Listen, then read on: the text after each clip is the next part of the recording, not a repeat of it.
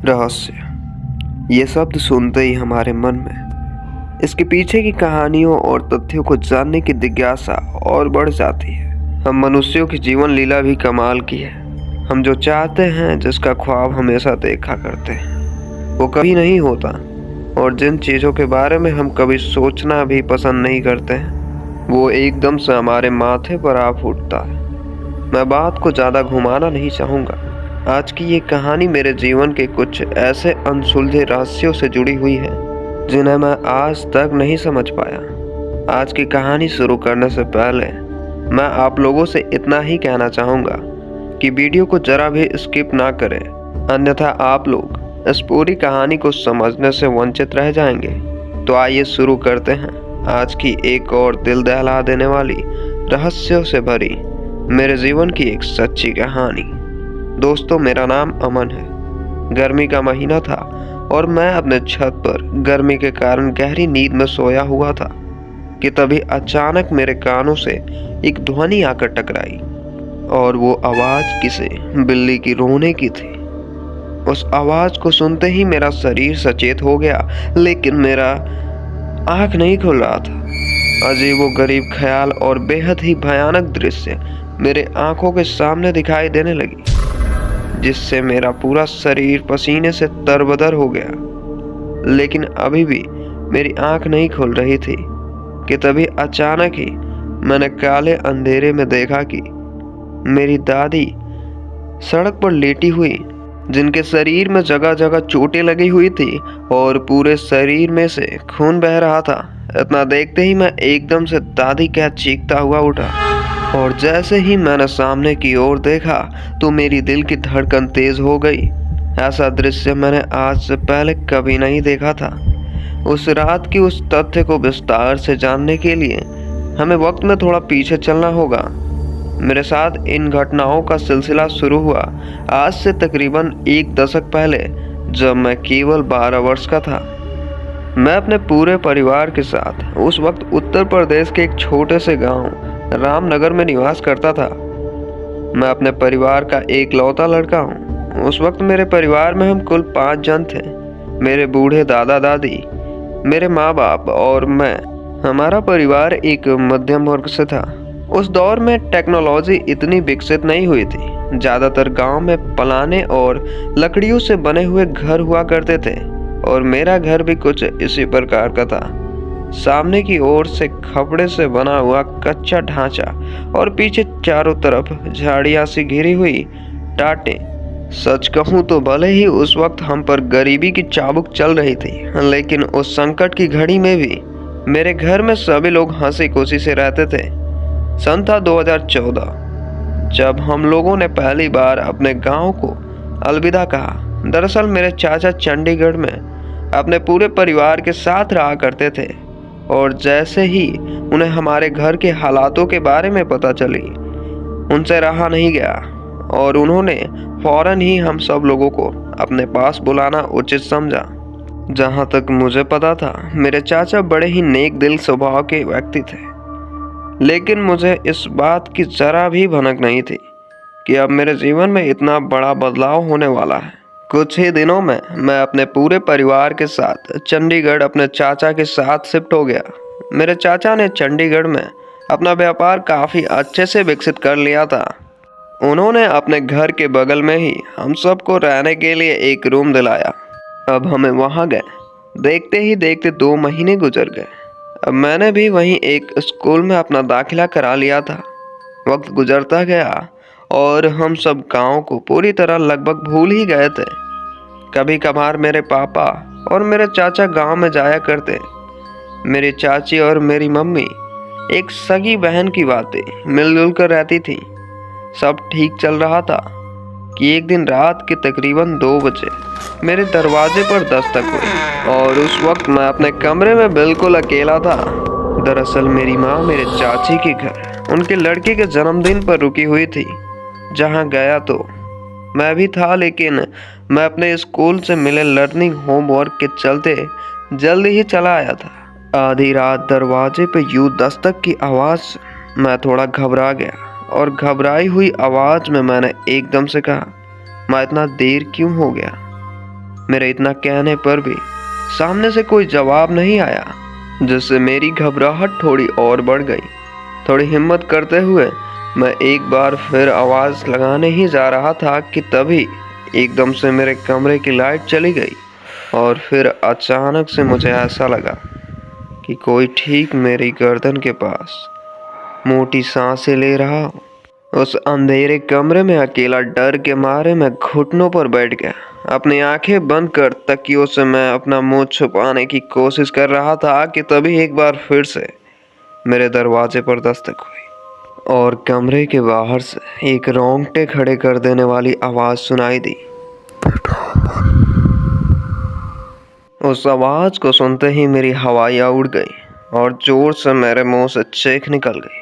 मेरी चीख इतनी तेज थी कि जिस कमरे में मैं सोया हुआ था उससे थोड़ी ही दूरी पर बने मेरे चाचा के घर सो रही मेरी माँ और मेरी चाची भागते हुए मेरे पास दौड़े चले आई और दरवाजे के पास खड़ी होकर मेरी माँ ने एकदम से कहा, बेटा अमन क्या हुआ तुम्हें? और मेरी माँ के पीछे से मेरी चाची भी मेरा नाम लेकर पुकार रही थी। उन लोगों की आवाज़ सुन मेरी जान में जान आई और उस अंधेरे कमरे में मैं अपने आप को संभालते हुए बड़ी मुश्किल से दरवाजे के पास पहुंचा और दरवाज़ा खोला तो मैंने देखा कि मेरी माँ और मेरी चाची ठीक मेरे सामने खड़ी थी। उन्हें देखते ही मैं एकदम से ठहर सा गया और ना जाने क्यों देखते ही देखते मेरी आंखों के सामने अंधेरा छा गया और जैसे मानो कि मेरे शरीर से किसी ने मेरी सारी ऊर्जा निकाल ली हो। अगली सुबह जब मेरी आंख खुली तो मैंने अपनी माँ से कल रात की सारी वाकया को एकदम विस्तार पूर्वक बताया। मेरी बात सुन मेरी माँ ने मुझे कहा, तुम्हें किसी की बुरी नज़र लग गई है, तुमने कोई सपना देखा होगा या तुम्हारा भ्रम भी हो सकता है। लेकिन मैं उस वक्त केवल एक ही रट लगाए जा रहा था कि नहीं, मैं बिल्कुल होश में था, ये मेरा भ्रम नहीं हो सकता। न जाने क्यों कल रात आप लोगों को देखते ही मेरे शरीर में एकदम से झिलझिलापन हुआ और मैं सीधा ज़मीन पर आ गिरा। मेरी बात सुन मेरी माँ ने कहा, चलो तुम्हारा चेकअप करा के तुम्हारी दवाई ले लेते हैं। हमें वहाँ रहते हुए अब तकरीबन 2 साल हो गए थे और मेरी उम्र भी अब 14 वर्ष की हो चली थी। मैं अपने माँ के साथ एक छोटे से क्लिनिक पर पहुँचा। मैंने डॉक्टर से अपनी परेशानियाँ बताई। मेरी बातें सुन डॉक्टर ने मेरा बीपी चेक किया। मुझे मालूम चला कि मेरा बीपी लो था, शायद इसी वजह से कल रात मैं गिरा था। खैर मैंने बीपी लो की ग्लूकोज लिया और माँ के साथ रूम पर लौटा और इधर मेरे पापा को मेरे चाचा के साथ गांव गए तकरीबन 1 हफ्ते हो चले थे। उस दिन के बाद से मेरे साथ बड़ी अजीबोगरीब चीज़ें होने लगी। जब भी मैं कभी अंधेरे कमरे में अकेले रहता तो मुझे ऐसा महसूस होने लगता कि मुझे कोई कहीं से देख रहा है। मेरे साथ अजीब अजीब घटना होनी शुरू हो गई। अब तकरीबन उस घटना को बीते 1 हफ्ते हो चले थे। आधी रात मैं एक बार फिर अपने कमरे में सोया हुआ था कि अचानक वही आवाज़ मेरे कानों से आ टकराई। जैसे ही वो आवाज़ मेरे कानों से आ टकराई मेरा पूरा शरीर सन्न रह गया और हड़बड़ाहट में मैंने अपनी आंखें खोली तो मैंने देखा कि एक धुंधली सी परछाई नुमा आकृति मेरे छाती पर बैठी हुई थी, जिसकी सुर्ख लाल आंखें बल्ब की हल्की रोशनी में चमक रही थी, जिसे देखते ही मेरी आवाज़ मेरे हलक तक आकर रुक गई। मैं अपने शरीर को महसूस तक नहीं कर पा रहा था। ऐसा लग रहा था कि धीरे धीरे वो चीज़ मेरे शरीर से मेरी ऊर्जा खींच रही हो। कुछ वक्त तक मैं उसी अवस्था में पड़ा रहा और एक बार फिर उसी रात की भांति मेरे आंखों के सामने अंधेरा छा गया। अगली सुबह मेरी माँ की आवाज़ मेरे कानों से टकराई, बेटा अमन उठो। जिसे सुन मेरी आंखें खुली, लेकिन मैं अपने शरीर को हिला तक नहीं पा रहा था। उस वक्त मैं खुद को इतना कमज़ोर महसूस कर रहा था कि मुझसे मेरे हाथ पांव तक नहीं हिलाए जा रहे थे।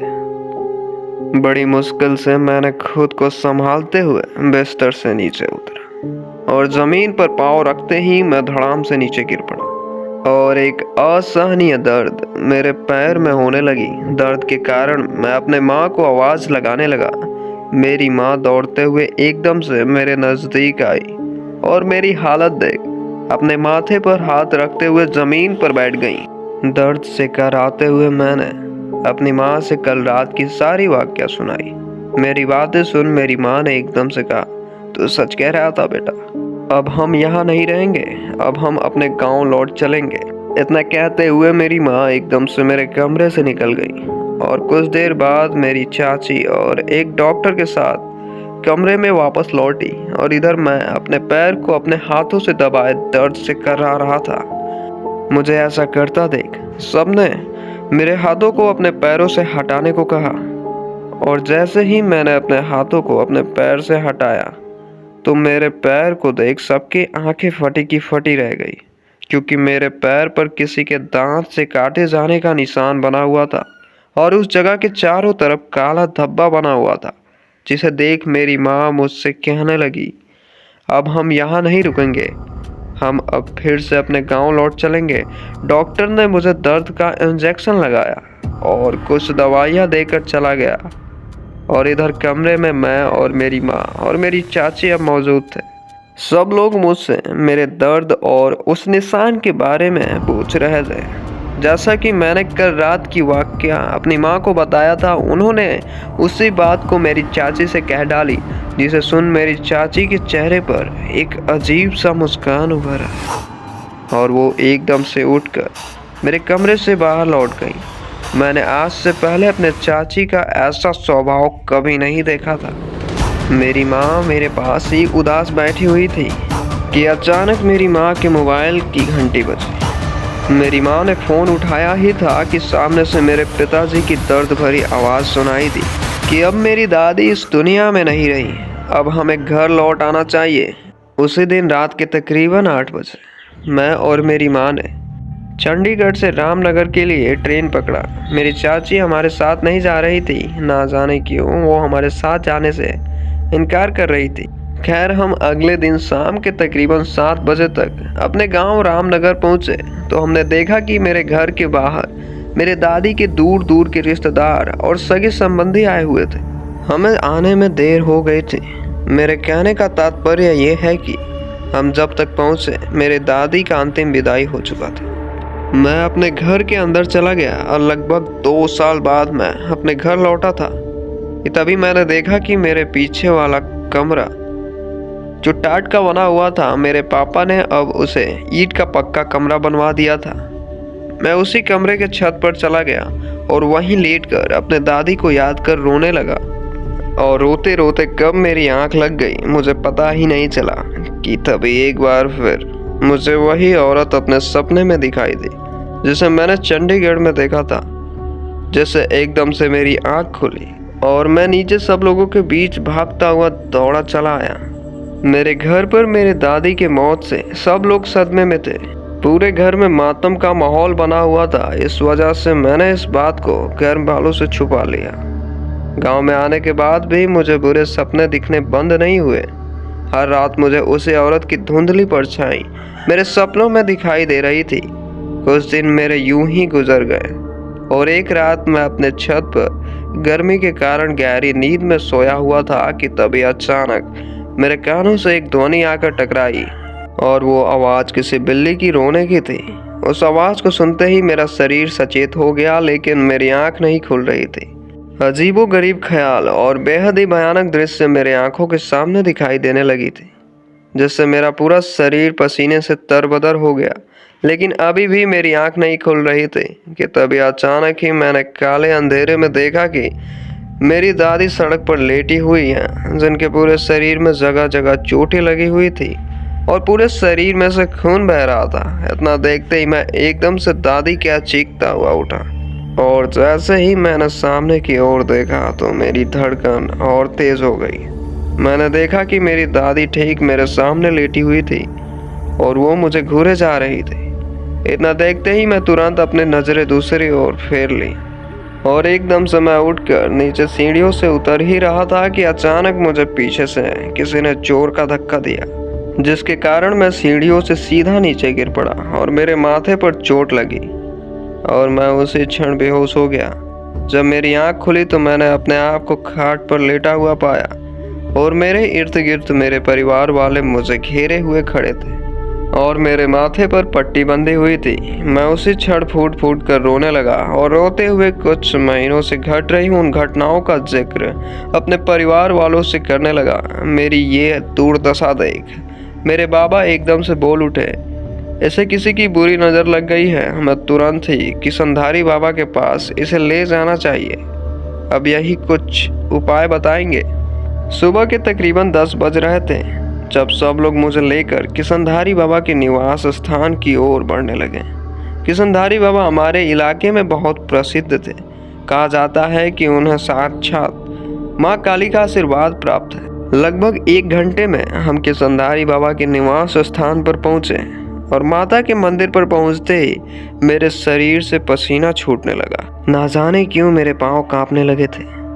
मेरे साथ आए सभी लोग बाबा के आगे और माता के आगे नतमस्तक हो गए और मेरे साथ घटित हुई सारी घटनाओं को किशनधारी बाबा से सबने एक एक करके बताया। और कुछ देर बाद मौन रहने के बाद एकदम से बाबा उठे और मेरी ओर बढ़े और मुझे लेकर सीधा माता के मंदिर के नीचे बैठा दिया और भभूत से मेरे चारों तरफ घेरा बनाकर एकदम से मुझसे कहने लगे, बुलाओ उसे। बाबा की वो बात सीधा मेरे माथे के ऊपर से निकल गई। मुझे कुछ समझ नहीं आ रहा था कि बाबा क्या कह रहे हैं कि तभी एक बार फिर बाबा ने कहा, अपनी आंखें बंद कर और मेरे साथ बोल, तू जो कोई भी है मेरे ऊपर सवार, आ तेरी इच्छा पूरी होगी, तू आ जा। और जैसे ही मैंने ऐसा कहा एक अजीब सा करंट मेरे बदन में आ टकरा और उसके बाद मेरे साथ क्या हुआ मुझे कुछ याद नहीं। मेरे इतना कहते ही मेरी आंखें बंद हो गई और जब मेरी आंखें खुली तो मैं अपने घर था और मेरे गले में एक ताबीज़ था। मैंने माँ से उस बारे में पूछा कि क्या हुआ था। जब मैंने ऐसा कहा तो मेरी बात पर मेरी माँ ने मुझसे कहा, कुछ नहीं, एक बला थी जो टल गई। अब हम यहीं रहेंगे, कभी तुम्हारे चाचा के घर चंडीगढ़ नहीं जाएंगे। और तुमने मुझसे एक बात छुपाई क्यों थी? तुम्हारी चाची ने तुम्हें एक लड्डू खिलाया था जिस पर काला धब्बा था। मैंने एकदम से कहा, हाँ, ये बात आपको कैसे पता?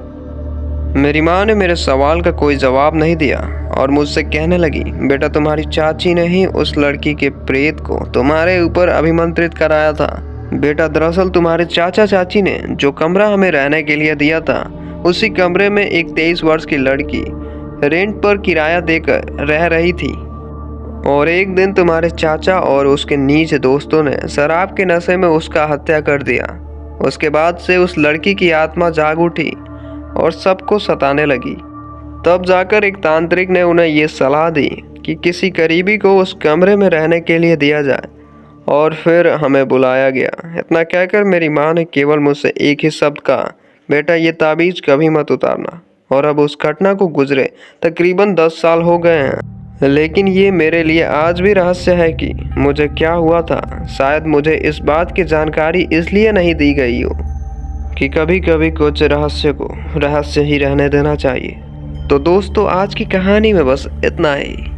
मिलते हैं एक और ऐसे ही कहानी के साथ। तब तक के लिए गुड बाय, टेक केयर, अलविदा। अगर आपको ये कहानी ज़रा भी पसंद आई हो तो मेरी आपसे एक छोटी सी रिक्वेस्ट है, हमारे इस चैनल को ज़रूर सब्सक्राइब करें।